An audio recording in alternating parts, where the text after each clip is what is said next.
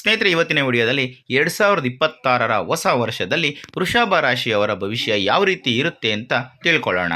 ನಿಮ್ಮ ಕೌಟುಂಬಿಕ ಜೀವನ ಮತ್ತು ಆರ್ಥಿಕ ಪರಿಸ್ಥಿತಿ, ಆರೋಗ್ಯ, ಶಿಕ್ಷಣ, ವ್ಯಾಪಾರ ಈ ಎಲ್ಲದಕ್ಕೂ ಸಂಬಂಧಪಟ್ಟಂತೆ ವರ್ಷ ಪೂರ್ತಿ ಒಟ್ಟಾರೆಯಾಗಿ ಯಾವ ರೀತಿ ಇರುತ್ತೆ ಅನ್ನೋದನ್ನು ಇವತ್ತಿನ ವಿಡಿಯೋದಲ್ಲಿ ತಿಳಿಸ್ಕೊಡ್ತೀನಿ. ಹಾಗಾಗಿ ಈ ವಿಡಿಯೋನ ಎಲ್ಲೂ ಸ್ಕಿಪ್ ಮಾಡದೆ ಕೊನೆವರೆಗೂ ನೋಡಿ.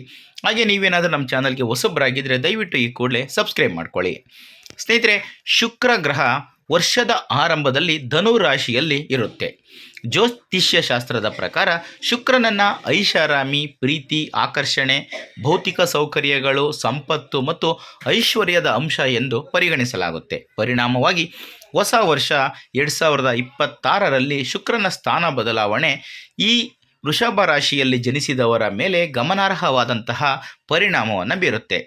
ಗ್ರಹಗಳ ಸ್ಥಾನಗಳಿಗೆ ಸಂಬಂಧಿಸಿದಂತೆ ಶನಿಯು ಮೀನ ರಾಶಿಯಲ್ಲಿ, ರಾಹು ಕುಂಭ ಮತ್ತು ಮಕರ ರಾಶಿಯಲ್ಲಿ ಮತ್ತು ಕೇತು ಸಿಂಹ ಹಾಗೂ ಕಟಕ ರಾಶಿಯಲ್ಲಿ ಇರ್ತಾರೆ. ಅಲ್ಲದೆ ದೇವತೆಗಳ ಗುರುವಾದಂತಹ ಗುರುವು ವರ್ಷದ ಮಧ್ಯದಲ್ಲಿ ಕಟಕ ರಾಶಿಯಲ್ಲಿ ಬಂದು ಸೇರ್ತಾರೆ. ಜೊತೆಗೆ ಹಂಸ ರಾಜಯೋಗವನ್ನು ಕೂಡ ಸೃಷ್ಟಿ ಮಾಡ್ತಾನೆ. ಇದಲ್ಲದೆ ಹೊಸ ವರ್ಷದಲ್ಲಿ ಗುರು ಘಾತೀಯ ವೇಗದಲ್ಲಿ ತನ್ನ ಚಲನೆಯನ್ನು ನಡೆಸ್ತಾ ಇರ್ತಾನೆ. ಜೊತೆಗೆ ಮಿಥುನ, ಸಿಂಹ ಮತ್ತು ಕಟಕ ರಾಶಿಯನ್ನು ಆಕ್ರಮಿಸ್ತಾನೆ. ಅಲ್ಲದೆ ಮಂಗಳ, ಬುಧ, ಸೂರ್ಯ, ಶುಕ್ರ ಮತ್ತು ಚಂದ್ರರು ಒಂದು ನಿರ್ದಿಷ್ಟ ಅವಧಿಯ ನಂತರ ರಾಶಿಗಳನ್ನು ಬದಲಾಯಿಸ್ತಾ ಇರ್ತಾರೆ. ಇದು ಈ ರಾಶಿಯಲ್ಲಿ ಅಂದರೆ ವೃಷಭ ರಾಶಿಯಲ್ಲಿ ಜನಿಸಿದವರ ಮೇಲೆ ಸ್ವಲ್ಪ ಪರಿಣಾಮವನ್ನು ಬೀರುತ್ತದೆ. ಒಟ್ಟಾರೆಯಾಗಿ 2026ರ ಹೊಸ ವರ್ಷ ಸಂಪೂರ್ಣ ಒಂದು ಬೆಂಬಲವನ್ನು ತಂದುಕೊಡುತ್ತೆ ಅಂತಲೇ ಹೇಳ್ಬೋದು. ಈಗ ಆರ್ಥಿಕ ಪರಿಸ್ಥಿತಿ ಯಾವ ರೀತಿ ಇರುತ್ತೆ ಅಂತ ನೋಡೋಣ. ಹೊಸ ವರ್ಷದಲ್ಲಿ ವೃಷಭ ರಾಶಿಯವರಿಗೆ ಬಲವಾದಂತಹ ಆರ್ಥಿಕ ಪರಿಸ್ಥಿತಿ ಇರುತ್ತೆ. ಮಿಥುನ ರಾಶಿಯಲ್ಲಿ ಗುರುವಿನ ಸ್ಥಾನವು ನಿಮ್ಮ ಆರ್ಥಿಕ ಮನೆಯಲ್ಲೇ ಇರುತ್ತೆ. ಪರಿಣಾಮವಾಗಿ ಆರ್ಥಿಕ ಪರಿಸ್ಥಿತಿ ಬಲಗೊಳ್ಳುತ್ತೆ. ಅನೇಕ ಹೊಸ ಆದಾಯದ ಮೂಲಗಳು ತೆರೆದುಕೊಳ್ಳುತ್ತವೆ. ನೀವು ವಿವಿಧ ವಿಧಾನಗಳು, ಸಂವಹನ ಶೈಲಿಗಳು ಅಥವಾ ಇತರ ಮಾರ್ಗಗಳ ಮೂಲಕ ಹಣವನ್ನು ಗಳಿಸಬಹುದು. ಇದು ಹೆಚ್ಚಿದ ಸಂತೋಷ ಮತ್ತು ಸಮೃದ್ಧಿಯನ್ನು ಕೂಡ ತರುತ್ತೆ. ಅಲ್ಲದೆ ಈ ರಾಶಿಯ ಅಧಿಪತಿಯಾದಂತಹ ಅಂದರೆ ವೃಷಭ ರಾಶಿಯ ಅಧಿಪತಿಯಾದಂತಹ ಶುಕ್ರನು ವರ್ಷ ಪೂರ್ತಿ ಉತ್ತಮ ಆರ್ಥಿಕ ಪರಿಸ್ಥಿತಿಯನ್ನು ಉತ್ತಮಗೊಳಿಸ್ತಾನೆ. ನಿಮ್ಮ ತಾಯಿಯ ಆರೋಗ್ಯ, ವರ್ಗಾವಣೆ, ಮನೆ ನವೀಕರಣ, ವಾಹನ, ಮನೆ ಅಥವಾ ಪ್ರಾಣಿ ಪಕ್ಷಿಗಳ ಖರೀದಿಗೆ ನೀವು ಹಣವನ್ನು ಖರ್ಚು ಮಾಡಬೇಕಾಗಿ ಬರಬಹುದು. ನೀವು ಕಾಲಕಾಲಕ್ಕೆ ಹಣಕಾಸಿನ ಕೊರತೆಯನ್ನು ಅನುಭವಿಸುವ ಸಾಧ್ಯತೆ ಕೂಡ ಇದೆ. ಆದರೆ ನೀವು ಅಂತಿಮವಾಗಿ ಯಶಸ್ಸನ್ನು ಪಡ್ಕೊತೀರಾ. ಜೂನ್ 2ರ ನಂತರ ಗುರುವಿನ ಪ್ರಬಲ ನೋಟವು ನಿಮ್ಮ ಮೇಲೆ ಬೀಳುವುದರಿಂದ ನಿಮ್ಮ ಆರ್ಥಿಕ ಪರಿಸ್ಥಿತಿ ಮತ್ತಷ್ಟು ಬಲಗೊಳ್ಳುತ್ತೆ. ನೀವು ಹೊಸ ವಾಹನ, ಹೊಸ ಮನೆ ಅಥವಾ ಇತರೆ ದುಬಾರಿ ವಸ್ತುಗಳನ್ನು ಖರೀದಿಸುವ ಸಾಧ್ಯತೆ ಇದೆ. ಇನ್ನು ವೃತ್ತಿ ಜೀವನ 2026ರ ಹೊಸ ವರ್ಷವು ಉದ್ಯೋಗಸ್ಥರಿಗೆ ಸ್ವಲ್ಪ ಉತ್ತಮವಾಗಬಹುದು. ಈ ವರ್ಷದುದ್ದಕ್ಕೂ ನಿಮ್ಮ ವೃತ್ತಿ ಜೀವನವು ಪ್ರಗತಿಯನ್ನು ಕಾಣುವ ಸಾಧ್ಯತೆ ಇದೆ. ನೀವು ಅಲ್ಲಿ ನಂಬಿಕೆಯನ್ನು ಇಡಬೇಕು. ನೀವು ಕಷ್ಟಪಟ್ಟು ಕೆಲಸ ಮಾಡಿದರೆ ಯಶಸ್ಸು ನಿಮ್ಮ ಹಿಂದೆ ಬರುತ್ತದೆ. ಅದನ್ನು ತಡೆಯಲು ಯಾರಿಂದ ಕೂಡ ಸಾಧ್ಯ ಇಲ್ಲ. ಶನಿದೇವನಿಂದ ಕೂಡ ನೀವು ಪ್ರಯೋಜನವನ್ನು ಪಡಿತೀರಿ. ನೀವು ಸೇವಾ ಉದ್ಯಮ, ಆಟೋಮೊಬೈಲು, ಪ್ರಿಂಟಿಂಗ್ ಪ್ರೆಸ್ಸು, ಗ್ಯಾಸು ಮತ್ತು ಪೆಟ್ರೋಲ್ ಬಂಕ್ಗಳಲ್ಲಿ ಅಥವಾ ತೈಲ ಸಂಬಂಧಿತ ಅಥವಾ ಭೂಮಿಗೆ ಸಂಬಂಧಿತ ಕೆಲಸ, ತರಕಾರಿಗೆ ಸಂಬಂಧಿಸಿದಂತಹ ಕೆಲಸವನ್ನು ಮಾಡ್ತಾ ಇದ್ದರೆ ಉತ್ತಮ ಫಲದಾಯಕ ವರ್ಷವಾಗಿ ಇದು ನಿಮಗೆ ಪರಿಣಮಿಸುತ್ತೆ. ನೀವು ಉತ್ತಮ ಲಾಭವನ್ನು ಕೂಡ ಪಡ್ಕೋಬಹುದು.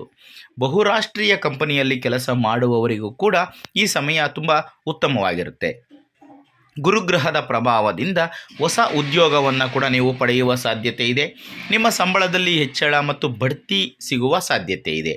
ವರ್ಷದ ಆರಂಭದಲ್ಲಿ ಗುರು ಲಾಭದ ಮನೆಯಲ್ಲಿ ಮತ್ತು ನಂತರ 2ನೇ ಮನೆಯಲ್ಲಿ, ಇದು ನಿಮ್ಮ 2ನೇ ಮನೆಯಲ್ಲಿ ಗುರು ಇರ್ತಾನೆ. ಇದು ನಿಮ್ಮ 6ನೇ ಮನೆಯನ್ನು ನೋಡ್ತಾ ಇರುತ್ತೆ. ಆದ್ದರಿಂದ ಕೆಲಸದಲ್ಲಿ ಅನಗತ್ಯ ವಿಷಯಗಳಿಂದ ದೂರ ಇರುವುದು ತುಂಬ ಒಳ್ಳೆಯದು. ನಿಮ್ಮ ಕೆಲಸದ ಮೇಲೆ ಮಾತ್ರ ನೀವು ಗಮನವನ್ನು ಹರಿಸಬೇಕು. ಬೇರೆ ಯಾರೊಂದಿಗೂ ಕೂಡ ಭಿನ್ನಾಭಿಪ್ರಾಯಗಳನ್ನ ಮಾಡ್ಕೊಳ್ಳೋದಾಗಲಿ ಅಥವಾ ಜಗಳಗಳನ್ನು ಮಾಡ್ಕೊಳ್ಳೋದಾಗಲಿ ತಪ್ಪಿಸಬೇಕು. ಇನ್ನು ವೈವಾಹಿಕ ಜೀವನ, ಗುರುವಿನ ಪ್ರಭಾವವು ವಿವಾಹದ ಮನೆಯ ಮೇಲೆ ಬೀಳುತ್ತೆ. ಆದ್ದರಿಂದ ಮದುವೆಗೆ ಅರ್ಹರಾದವರಿಗೆ ಮದುವೆಯಾಗುವ ಸಾಧ್ಯತೆ ಇದೆ. ಅಂದರೆ ನೀವೇನಾದರೂ ಮದುವೆ ಆಗಬೇಕಂತ ವಧುವರರನ್ನು ನೋಡ್ತಾ ಇದ್ದರೆ ಅಲ್ಲಿ ನಿಮಗೆ ಗಂಡು ಹೆಣ್ಣಿನ ನಡುವೆ ಒಂದು ಸಂಬಂಧ ಬೆಳೆಯುವ ಸಾಧ್ಯತೆ ಇದೆ. ಅಲ್ಲಿ ನಿಮಗೆ ಮದುವೆಯಾಗುವ ಸಾಧ್ಯತೆ ಇರುತ್ತೆ. ಜೊತೆಗೆ ಮಕ್ಕಳನ್ನು ಪಡೆಯುವ ಕನಸುಗಳೇನಾದರೂ ಇತ್ತು ಅಂದರೆ ಅದು ಕೂಡ ಈಡೇರಬಹುದು. ಏಕೆಂದರೆ ಗುರುವಿನ ಆಶೀರ್ವಾದ ನಿಮ್ಮ ಮೇಲೆ ಈ ಸಂದರ್ಭದಲ್ಲಿ ಇರುತ್ತೆ.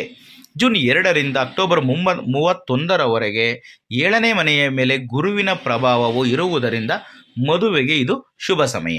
ಆದರೆ ಅದರ ನಂತರ ಸಮಯ ಸ್ವಲ್ಪ ನಿಮಗೆ ಅನುಕೂಲಕರವಾಗಿ ಇಲ್ಲದೇ ಇರಬಹುದು. ವೈವಾಹಿಕ ದೃಷ್ಟಿಕೋನದಿಂದ ಜನವರಿಯಿಂದ ಅಕ್ಟೋಬರ್ವರೆಗಿನ ಅವಧಿ ತುಂಬಾ ಉತ್ತಮವಾಗಿರುತ್ತೆ. ಈ ಸಂದರ್ಭದಲ್ಲಿ ನಿಮಗೆ ಮದುವೆಯಾಗುವಂತಹ ಯೋಗ ಕೂಡಿ ಬರುತ್ತೆ. ಆ ಸಂದರ್ಭದಲ್ಲಿ ನೀವು ವಧುವರರನ್ನು ನೋಡಿಕೊಂಡು ಮದುವೆಯನ್ನು ಸೆಟ್ ಮಾಡ್ಕೋಬೋದು. ಮದುವೆ ಮಾಡ್ಕೊಳ್ಳೋದು ಆ ಸಂದರ್ಭದಲ್ಲಿ ತುಂಬ ಒಳ್ಳೆಯದು. ಇನ್ನು ಪ್ರೇಮ ಜೀವನ, ಹೊಸ ವರ್ಷದಲ್ಲಿ ವೃಷಭ ರಾಶಿಯ ಜನರಿಗೆ ಪ್ರೇಮ ಜೀವನ ಸ್ವಲ್ಪ ಮಿಶ್ರ ಫಲವನ್ನು ತರುತ್ತೆ. 5ನೇ ಮನೆಯ ಅಧಿಪತಿಯಾದಂತಹ ಬುಧ ಸಂಬಂಧಗಳಲ್ಲಿ ದೊಡ್ಡ ಸಮಸ್ಯೆಗಳನ್ನು ತಡೆಯುತ್ತಾನೆ. ಆದರೆ ಶನಿಯ ಪ್ರಭಾವವು ಸ್ವಲ್ಪ ಎಚ್ಚರಿಕೆಯನ್ನು ಸೂಚಿಸುತ್ತೆ. ಆದ್ದರಿಂದ ಪ್ರೀತಿಯನ್ನು ಹಗುರವಾಗಿ ಪರಿಗಣಿಸಬೇಡಿ. ಜೊತೆಗೆ ಮಿತಿಯೊಳಗೆ ನಿಮ್ಮ ಭಾವನೆಗಳನ್ನು ವ್ಯಕ್ತಪಡಿಸಬೇಡಿ. ಇಲ್ಲದಿದ್ದರೆ ತಪ್ಪು ತಿಳುವಳಿಕೆಗಳು ಮತ್ತು ಮಾನಹಾನಿ ಕೂಡ ಉಂಟಾಗಬಹುದು. ಕೆಲವು ಇತಿಮಿತಿಗಳನ್ನ ಹಾಕ್ಕೊಂಡು ನೀವು ಪ್ರೀತಿಯನ್ನು ವ್ಯಕ್ತಪಡಿಸಬೇಡಿ. ಸ್ವಲ್ಪ ಫ್ರೀಯಾಗಿ ಉದಾರ ಮನಸ್ಸಿನಿಂದ ಮನಸ್ಸು ಬಿಚ್ಚಿ ಮಾತಾಡೋದು ತುಂಬ ಒಳ್ಳೆಯದು. ಗುರು ಈ ಸಂದರ್ಭದಲ್ಲಿ ತಟಸ್ಥನಾಗಿರುತ್ತಾನೆ. ಆದರೆ ಶನಿ ನಿಜವಾದ ಪ್ರೇಮಿಗಳನ್ನು ಮಾತ್ರ ಬೆಂಬಲಿಸ್ತಾನೆ. ಈ ವಂಚನೆಯಲ್ಲಿ ಸಿಲುಕಿದಂಥವರು ಕೆಲವೊಂದಷ್ಟು ತೊಂದರೆಗಳನ್ನು ಎದುರಿಸಬೇಕಾಗುತ್ತೆ. ಹಾಗಾಗಿ ಸ್ವಲ್ಪ ಎಚ್ಚರಿಕೆಯಿಂದ ಇರುವಂಥದ್ದು ತುಂಬಾ ಒಳ್ಳೆಯದು. ಇನ್ನು ಶಿಕ್ಷಣ, 2026ರಲ್ಲಿ ಶನಿ ಗ್ರಹವು ನಿಮ್ಮ ಜೀವನದಲ್ಲಿ ಅನೇಕ ಮಹತ್ವದ ಬದಲಾವಣೆಗಳನ್ನು ತರುವ ಸಾಧ್ಯತೆ ಇದೆ. ಗುರುವಿನ ಪ್ರಭಾವವು ಅದೃಷ್ಟದ ಮನೆ, ಆದಾಯದ ಮನೆ ಮತ್ತು ಮದುವೆ ಮನೆಯ ಮೇಲೆ ಕೂಡ ಪ್ರಭಾವವನ್ನು ಬೀರುತ್ತೆ. ನೀವು ನಿಮ್ಮ ವೃತ್ತಿ ಮತ್ತು ಶಿಕ್ಷಣ ಎರಡರಲ್ಲೂ ಕೂಡ ಗಮನಾರ್ಹವಾಗಿ ಪ್ರಯೋಜನವನ್ನು ಪಡೆಯಬಹುದು. ವಿದೇಶದಲ್ಲಿ ಅಧ್ಯಯನ ಮಾಡುವ ನಿಮ್ಮ ಕನಸು ನನಸಾಗುವ ಸಾಧ್ಯತೆ ಇದೆ. ನೀವು ಗಮನಾರ್ಹವಾದಂತಹ ವಿದ್ಯಾರ್ಥಿ ವೇತನವನ್ನು ಕೂಡ ಪಡೆಯುವ ಸಾಧ್ಯತೆ ಇದೆ. ಜೂನ್ 2ರಿಂದ ಅಕ್ಟೋಬರ್ 31ರವರೆಗೆ ನಿಮ್ಮ ರಾಶಿ ಚಕ್ರ ಚಿಹ್ನೆಯ ಲಾಭದ ಮನೆ ಮತ್ತು 8ನೇ ಮನೆಯ ಅಧಿಪತಿಯಾದಂತಹ ಗುರು 3ನೇ ಮನೆಯಲ್ಲಿ ಉನ್ನತ ಸ್ಥಾನದಲ್ಲಿ ಇರ್ತಾನೆ. ಪರಿಣಾಮವಾಗಿ ಈ ವೃಷಭ ರಾಶಿಯಲ್ಲಿ ಜನಿಸಿದವರಿಗೆ ಉನ್ನತ ಶಿಕ್ಷಣವನ್ನು ಪಡೆಯುವ ಅವಕಾಶ ಸಿಗುವ ಸಾಧ್ಯತೆ ಇದೆ. ಸಂಶೋಧನೆ, ಕಾನೂನು, ಪ್ರವಾಸೋದ್ಯಮ ಮತ್ತು ಇನ್ನಿತರೆ ಕ್ಷೇತ್ರಗಳಲ್ಲಿ ಶಿಕ್ಷಣವನ್ನು ಪಡೆಯುವ ನಿಮ್ಮ ಕನಸುಗಳು ಈಡೇರುವ ಸಾಧ್ಯತೆ ಇದೆ. ಒಟ್ಟಾರೆ 2026ರ ಹೊಸ ವರ್ಷದಲ್ಲಿ ಶಿಕ್ಷಣ ಕ್ಷೇತ್ರದಲ್ಲಿ ಗಮನಾರ್ಹವಾದಂತಹ ಪ್ರಯೋಜನಗಳನ್ನು ಈ ರಾಶಿಗೆ ಸಂಬಂಧಪಟ್ಟವರು ಪಡ್ಕೋಬೋದು. ಇನ್ನು ಆರೋಗ್ಯದ ದೃಷ್ಟಿಕೋನದಿಂದ 2026ರ ಹೊಸ ವರ್ಷ ತುಂಬ ಅನುಕೂಲಕರವಾಗಿರುತ್ತೆ. ಜೂನ್ 2ರವರೆಗೆ 2ನೇ ಮನೆಯಲ್ಲಿ ಗುರುವಿನ ಸಂಚಾರವು ನಿಮ್ಮ ದೈಹಿಕ ಶಕ್ತಿ ಮತ್ತು ರೋಗ ನಿರೋಧಕ ಶಕ್ತಿಯನ್ನು ಬಲಪಡಿಸುತ್ತೆ. ಜೂನ್ 2ರಿಂದ ಅಕ್ಟೋಬರ್ 31ರವರೆಗೆ ಗುರು 3ನೇ ಮನೆಯಲ್ಲಿರ್ತಾನೆ. ಈ ಸ್ಥಾನವು ಗಮನಾರ್ಹ ಪ್ರಯೋಜನಗಳನ್ನು ತರದೇ ಇದ್ದರೂ ಕೂಡ ಉಚ್ಚ ಮನೆಯ ಅಧಿಪತಿಯಾದ ಗುರುವು ಅದರ ಸ್ಥಾನವು ಯಾವುದೇ ನಕಾರಾತ್ಮಕ ಪರಿಣಾಮವನ್ನು ಬೀರದಂತೆ ತಡಿತಾನೆ.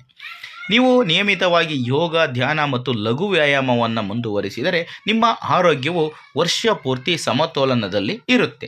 ಸ್ನೇಹಿತರೆ, 2026ರಲ್ಲಿ ವೃಷಭ ರಾಶಿಯವರಿಗೆ ಒಟ್ಟಾರೆ ಸಂತೋಷ, ಸಂಪತ್ತು ಮತ್ತು ಮಕ್ಕಳ ಭಾಗ್ಯ ಸೇರಿದಂತೆ ಮತ್ತು ಮದುವೆಗೆ ಸಂಬಂಧಪಟ್ಟಂತೆ ಪ್ರತಿಯೊಂದು ಆಸೆ ಕೂಡ ಈಡೇರುವ ಸಾಧ್ಯತೆ ಹೆಚ್ಚಾಗಿದೆ. ಸೂರ್ಯ ದೇವರೊಂದಿಗೆ ರಾಮ, ಕೃಷ್ಣ ಮತ್ತು ಚಂದ್ರನನ್ನು ಪೂಜಿಸುವುದರಿಂದ ವಿಶೇಷ ಪ್ರಯೋಜನಗಳು ದೊರೆಯುತ್ತವೆ. ಶಿವನನ್ನು ಪೂಜೆ ಮಾಡುವುದರಿಂದ ಕೂಡ ನಿಮಗೆ ಅದೃಷ್ಟ ಸಿಗುವ ಸಾಧ್ಯತೆ ಇದೆ. ಸ್ನೇಹಿತರೆ, ಇದಿಷ್ಟು ಇವತ್ತಿನ ವಿಡಿಯೋದಲ್ಲಿನ ಒಂದು ಮಾಹಿತಿ. ಈ ಮಾಹಿತಿ ನಿಮಗೆ ಇಷ್ಟ ಆದರೆ ವಿಡಿಯೋಗೆ ಒಂದು ಲೈಕ್ ಕೊಡಿ, ಹಾಗೆ ವಿಡಿಯೋನ ಶೇರ್ ಮಾಡೋದನ್ನು ಯಾವುದೇ ಕಾರಣಕ್ಕೂ ಮರಿಬೇಡಿ. ಇಂಥದ್ದೇ ಮತ್ತಷ್ಟು ಮಾಹಿತಿಗಳಿಗಾಗಿ ನಮ್ಮ ಚಾನಲನ್ನು ಸಬ್ಸ್ಕ್ರೈಬ್ ಮಾಡಿಕೊಂಡು ಪ್ರತಿನಿತ್ಯ ನೋಡ್ತಾ ಇರಿ. ಮುಂದಿನ ವಿಡಿಯೋದಲ್ಲಿ ಮತ್ತೊಂದು ಹೊಸ ರಾಶಿ ವಿಷಯದೊಂದಿಗೆ ಸಿಗ್ತೀನಿ. ಎಲ್ರಿಗೂ ಕೂಡ ಒಳ್ಳೆಯದಾಗಲಿ. ಧನ್ಯವಾದಗಳು.